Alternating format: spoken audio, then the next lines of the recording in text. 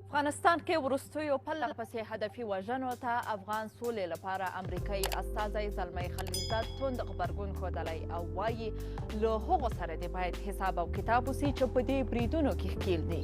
زلمی خلیلزاد خبرداری ورکوي چې د هدفي وژنو او تاوتریخوالي ډېرېدل به د افغان سولې خبرو ته زیان ورسوي. په افغانستان کې په دې وروستیو کې پر خبریالانو، مدني فعالانو او د بشري حقونو پر مدافعینو بریدونه ډیر سوي، خو تر دې دمه کومې ډلې د دغو بریدونو مسؤلیت نه دی منلی. نو دوی په دې معنی دی چې دوی د ولس غږ چپ کول غواړي.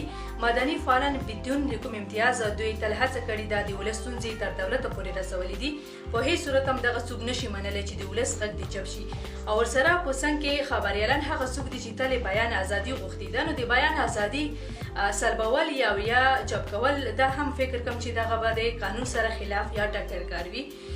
نو زموږ غوښتنه د جنګ د ښکلو دواړو اړخونو همدغه ده تر څو مدني فعالان او خبریالان هغه څوک دي چې بېطرفه دي د دوی وژنه د نور بس کي، دغه وینه تویونه د نور بس کي.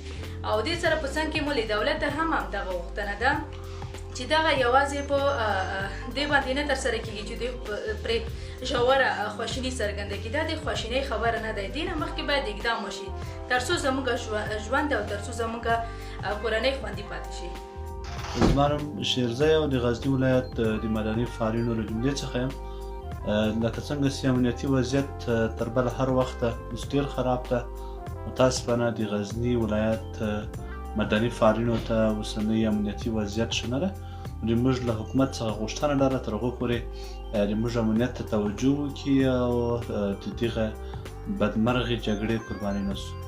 د هدفي وژنو او تاوتریخوالي ډېرېدو سره یوه ویره دا هم پیدا شوې چې دا بریدونه د افغان دولت او طالبانو ترمنځ د سولې خبرو ته خنډ نشي. ټاکل شوې چې د افغان سولې خبرې بیا د جنوري پر 5مه پیل سي. افغان حکومت ویلي چې پلاوي ورته چمتو دی. زلمی خلیلزاد د دواړو خواو پر پلاو غږ کړی چې خپلې هڅې چټکې کړي او ژر تر ژره سیاسي وکړي او وربند ته لاره هواره کړي.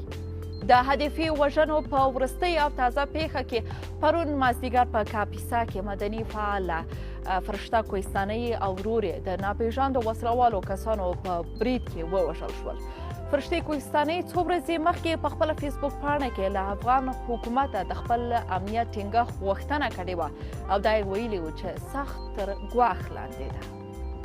شازیه حیا، بل